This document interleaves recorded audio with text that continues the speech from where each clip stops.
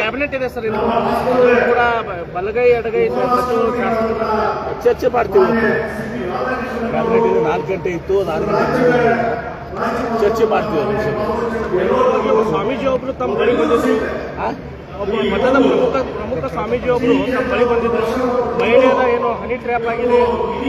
Swamiji sir ಒಬ್ರು ಲಿಂಗಾಯತ ಮಠದ ಸ್ವಾಮೀಜಿ ಅವರು ತಮ್ಮನ್ನು ಅಪ್ರೋಚ್ ಆಗಿದ್ರಂತೆ ಸರ್, ನಿಜ? ನನಗೆ ಗೊತ್ತಿಲ್ಲ, ಯಾರು ಅಪ್ರೋಚ್ ಆಗಿಲ್ಲ. ಅಪ್ರೋಚ್ ಆಗಿಲ್ಲ ಅಂತ ಹೇಳ್ತಾರೆ, ನನಗೆ ಅಪ್ರೋಚ್ ಆಗಿಲ್ಲ ಅಂತ ಹೇಳ್ತಾರೆ. ಸರ್, ಇವಾಗ ಸಿಎಂ ಡಿನ್ನರ್ ಮೀಟಿಂಗ್ ಕರೆದಿದ್ದಾರೆ, ತಾವೇನಾದ್ರು ಹೋಗ್ತೀರಾ? ಸಿಎಂ ಅವರು ಡಿನ್ನರ್ ಮೀಟಿಂಗ್ ಕರೆದಿದ್ದಾರೆ, ತಾವೇನಾದ್ರು ಹೋಗ್ತೀರಾ? ಸಿಎಂ ಡಿನ್ನರ್ ಮೀಟಿಂಗ್ ಕರೆದವ್ರಿಗೆ ಹೋಗ್ತೀವಿ. ಹಾಂ ಸರ್, ಇವತ್ತು ಸಿಎಂ ಮೀಟಿಂಗ್ ಕರೆದು ಹೋಗ್ತೀವಿ, ಡಿಸಿಎಂ ಡಿನ್ನರ್ ಮೀಟಿಂಗ್ ಕರೆದು ಹೋಗ್ತೀವಿ. ಅದಕ್ಕೆ ನಾನು ಪಾರ್ಟಿದಾಗ ಸಿಎಂ ಬದಲಾವಣೆ ಚರ್ಚೆ ಆಗ್ತಿರುವ ಸರ್, ಅಂಡರ್ ಬಜೆಟ್ ಆಗುತ್ತೆ. ಬದಲಾವಣೆ ಕೇವಲ ಮಾಧ್ಯಮದಲ್ಲಿ ನಡೀತಾ ಇದೆ ಸರ್.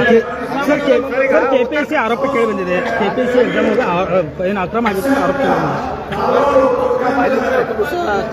ಸರ್ಕಾರ ಅದ್ರ ಬಗ್ಗೆ ಸರ್. ಸಿದ್ದರಾಮಯ್ಯನವರೇ ಮುಂದುವರ್ತಾರೆ ಸರ್, 5 ವರ್ಷ ನಂತರ ಸಿದ್ದರಾಮಯ್ಯನವರೇ 5 ವರ್ಷ ಮುಂದುವರ್ತಾರೆ. ನಮ್ಮ ಪಕ್ಷದಲ್ಲಿ ಸಿದ್ದರಾಮಯ್ಯನವರು ಒಂದು ಮಾತು ಹೇಳಿದ್ದಾರೆ, ಡಿ.ಕೆ. ಶಿವಕುಮಾರ್ ಮಾತು ಹೇಳಿದ್ದಾರೆ.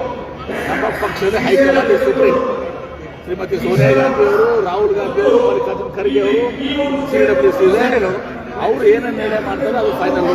ಅವ್ರು ನಿರ್ಣಯ ಮಾಡೋದು ನಾನು ಮುಖ್ಯಮಂತ್ರಿ ಹೇಳೋದಲ್ಲ. ನಮಗೇನು ಪ್ರಾಬ್ಲಮ್ ಸರ್? ಫೋನ್ ಟ್ಯಾಪಿಂಗ್ ಆಗ್ತಾ ಇದೆ ಅಂತ ಕೆಲವು ನಾಯಕರ ಆರೋಪ ಸರ್.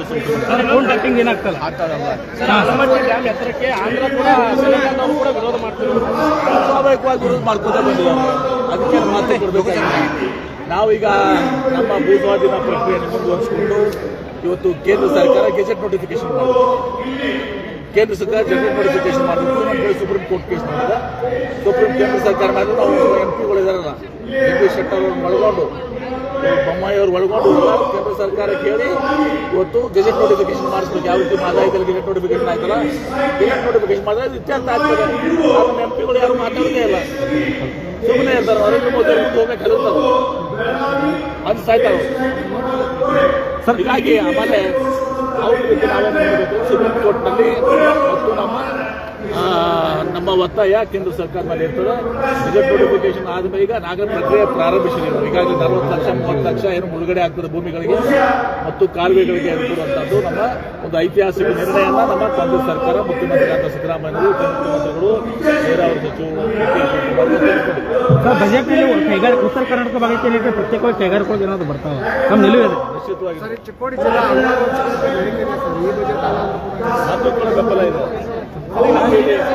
ನಾನು ಗಣೇಶ್ ಹುಕ್ಕೇರಿ ಅವರು ಉಪಚುನಾವಣೆಯಲ್ಲಿ ನಾನು ಕೂಡ ಇದು ಭರವಸೆ ಕೊಟ್ಟಿದ್ದೇನೆ.